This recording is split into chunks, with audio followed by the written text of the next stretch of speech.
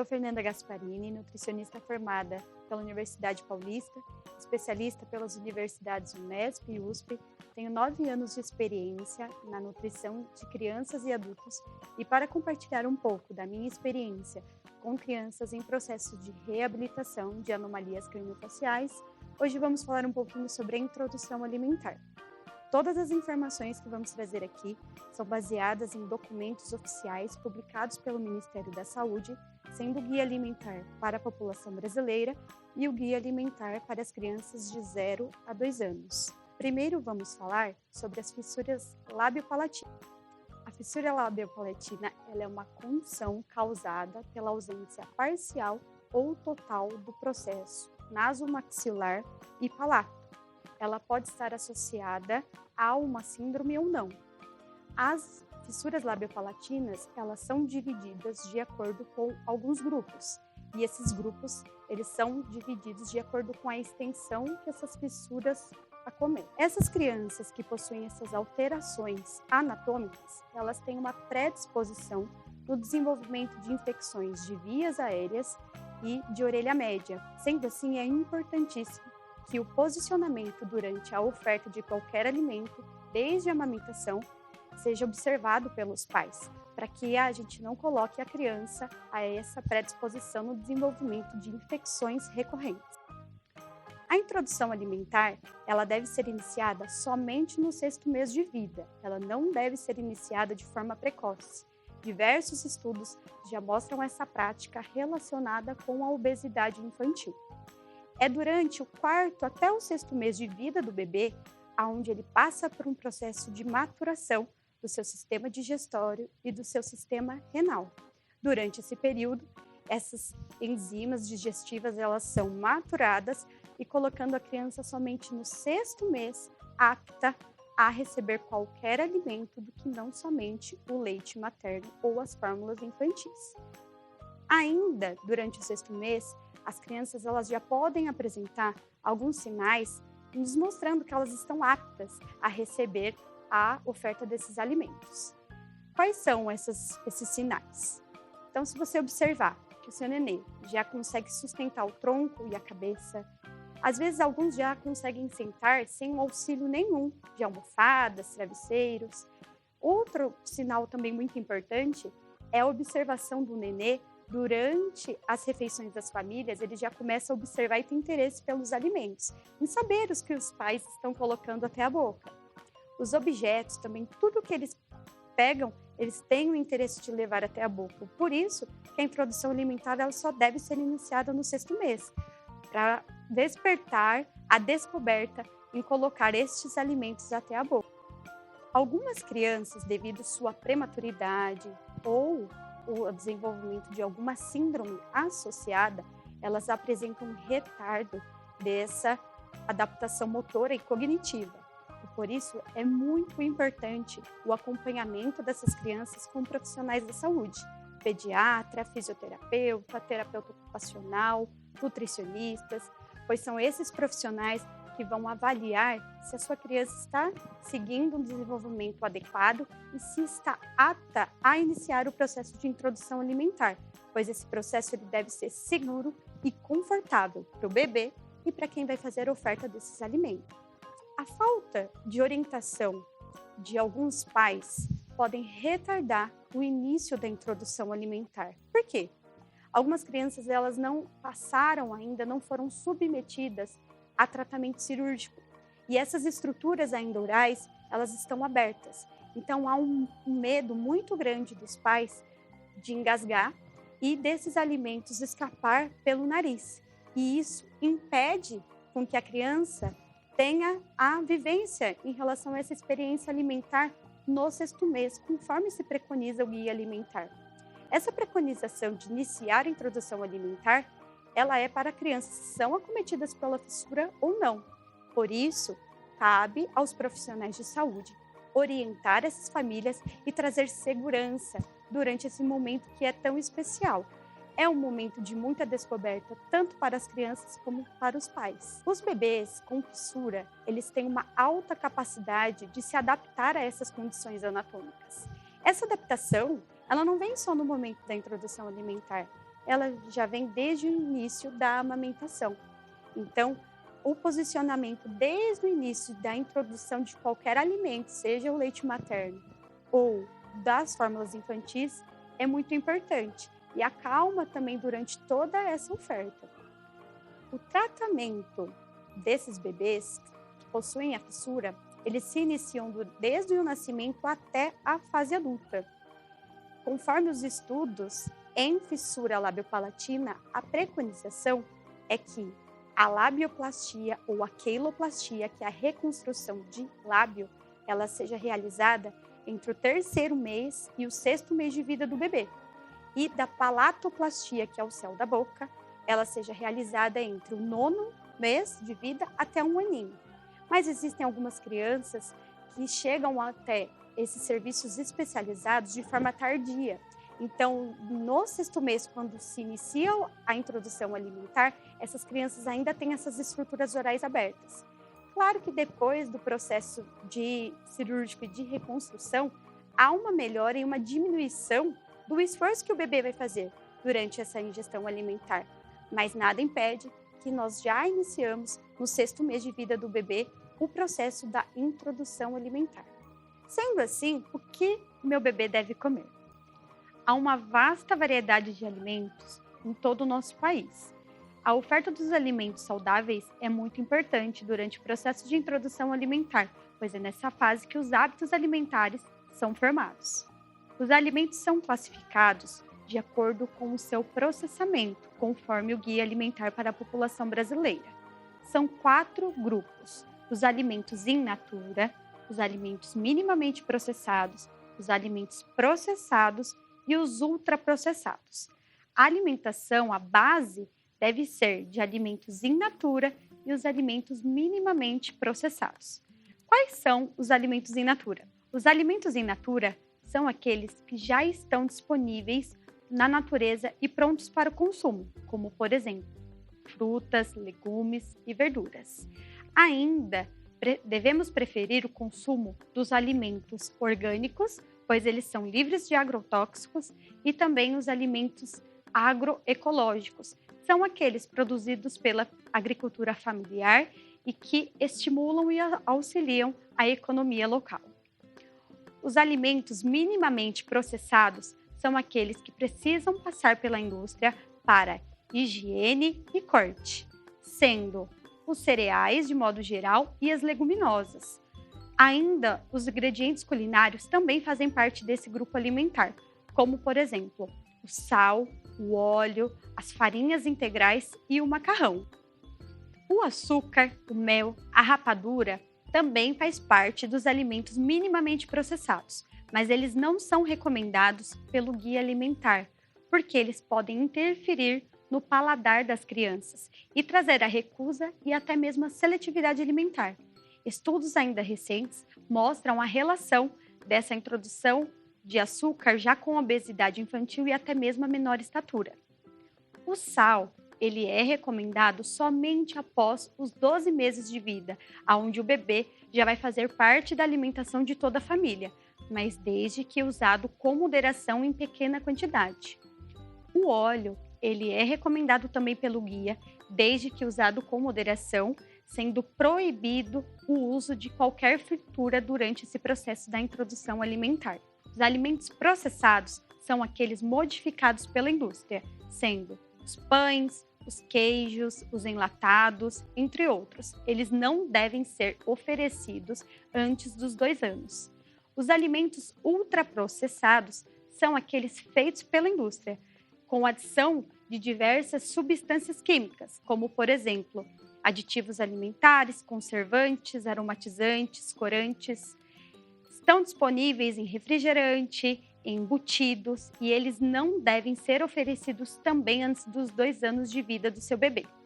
Esses alimentos, eles são altamente palatáveis diante a todos esses aditivos químicos e eles interferem no paladar do seu bebê.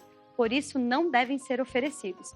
Além de estudos também estar relacionando o uso desses alimentos precocemente já com doenças como diabetes, hipertensão, obesidade e até mesmo câncer. Por quais alimentos posso começar? Os alimentos in natura e os minimamente processados, eles devem ser a base da alimentação, como já falamos anteriormente. Ainda devemos oferecer os alimentos de fácil digestão. Os alimentos de fácil digestão são aqueles cozidos, cortados em pequenos cubos, amassadinhos, raspadinhos e também em consistência cremosa. Eles devem ser os alimentos oferecidos nesse primeiro momento de introdução alimentar, já logo no 6º mês de vida. A introdução de alimentos alergênicos, ela deve acontecer do 6º mês de vida até o 9º mês de vida. Estudos mostram que se ele for ofertado durante esse período, há uma diminuição das alergias alimentares. Quais são esses alimentos? São aqueles que contêm trigo, ovos, peixes, frutos do mar, amendoins e castanhas. A única coisa que devemos nos atentar é que alguns desses alimentos, como por exemplo o peixe, possuem espinho. Então devemos escolher peixes com menor quantidade de espinho e retirar antes do processo de cozimento. Assim como o amendoim e as castanhas, devemos nos atentar na forma de ofertar ao bebê. São alimentos mais duros e que podem provocar engasgo. Sendo assim, oferte raspadinho, raladinho, triturado. Assim, o bebê vai conseguir consumir com maior tranquilidade. A água mineral também deve ser incluída nessa fase, até 5 vezes ao dia, com auxílio de copo ou de colher. Os alimentos que estão sendo introduzidos na alimentação de seu bebê contêm sais e minerais e precisam de água para contribuir com o sistema digestivo e também com o sistema renal. São diversas as metodologias de introdução alimentar. Algumas preconizam a oferta de alimentos inteiros, alimentos amassadinhos, raspadinhos, mas o que é importante ressaltar é que podemos mesclar todos esses métodos, às vezes em um único dia. O importante é que a introdução alimentar respeite o desenvolvimento de seu bebê. Toda a oferta de alimentos durante essa fase pode provocar engasgo, desde do processo de amamentação. Então, o mais importante durante esta fase é a calma, o posicionamento adequado durante a oferta e conseguir ter segurança durante a oferta do alimento e o consumo do bebê. A dieta, ela deve ser balanceada de modo a garantir o crescimento adequado e o peso adequado. Então, a composição, ela deve ser balanceada. De que modo? Vamos falar um pouquinho sobre o que deve conter nas refeições de almoço, jantar e lanches de seu bebê?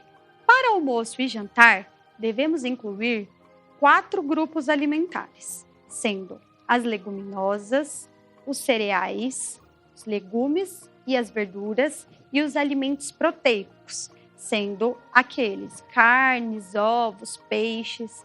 Para os bebês vegetarianos, não vamos incluir as carnes, sendo assim, devemos dobrar a quantidade das leguminosas. Nas refeições como café da manhã, lanche da tarde e até mesmo as sobremesas, podemos incluir então a oferta das frutas.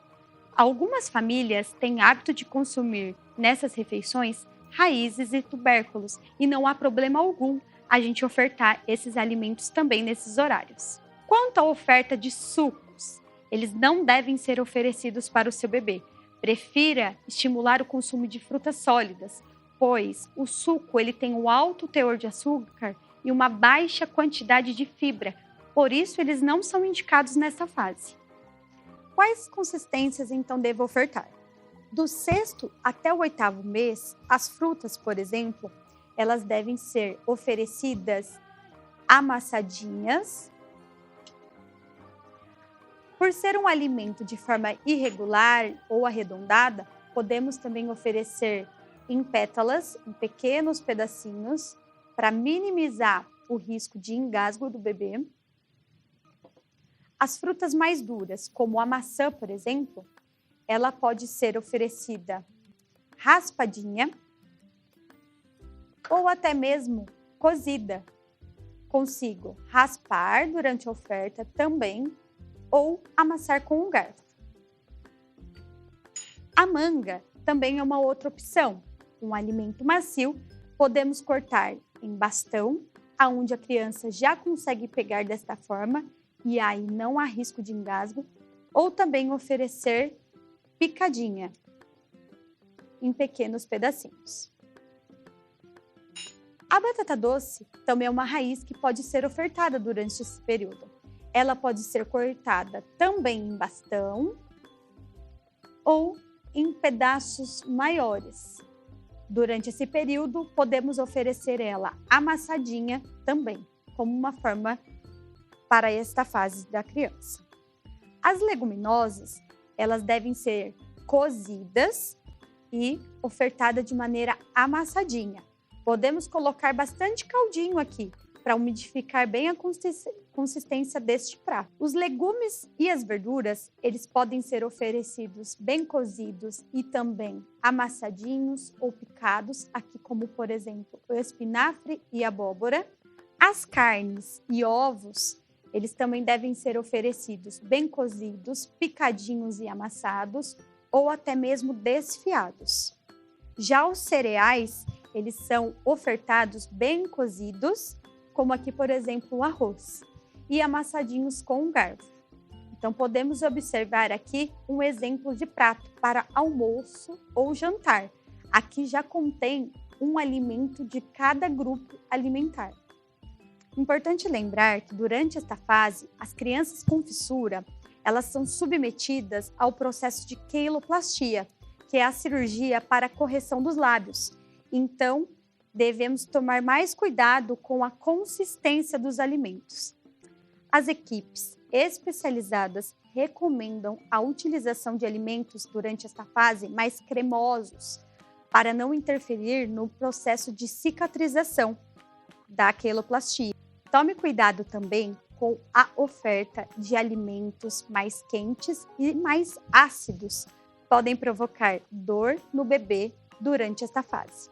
No 6º mês, então, ao longo do dia, deve ser oferecido 3 refeições, sendo lanche, podemos oferecer a fruta, como já falamos, o almoço, conforme o exemplo aqui mostrado para vocês, e também o lanche da tarde, aonde podemos colocar frutas ou até mesmo as raízes e os tubérculos.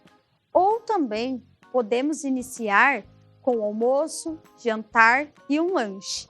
Isso pode ser modificado dia a dia, conforme a preferência do bebê. Tem bebê que aceita facilmente mais as frutas do que o almoço e o jantar. Então, é importante a gente conseguir variar o grupo dos alimentos ao longo do dia. Além dessas refeições, ainda se persistem as mamadas.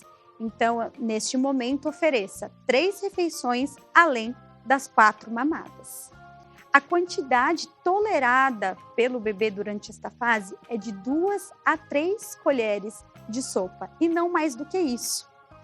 Ainda é importante lembrar que se a criança for submetida à queiloplastia, essa ingestão alimentar ela pode ser diminuída, até mesmo por conta da dor.